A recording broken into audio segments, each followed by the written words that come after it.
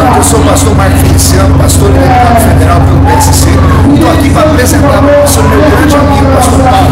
Pastor Paulo, número 20.120, é o meu candidato a vereador aí nessa cidade linda, cidade que me recebeu desde o começo do ministério. Então, se você tem interesse em ver a família do Hortolândia sendo abençoada, se você acredita que eu sou homem de Deus, eis aqui o nome que eu indico para vocês, pastor Paulo, número 20.120, para vereador em Hortolândia. Deus abençoe. Hortolândia cresceu e continua a crescer. Nosso futuro a gente pode escrever. Paulo Silva é o nome certo pra vencer.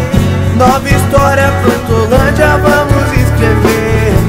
Amigo e irmão, já tá no coração. Eu quero Paulo Silva nessa eleição. E os nossos dias serão de emoção. Eu quero Paulo Silva nessa eleição. Ele sabe o que é trabalho.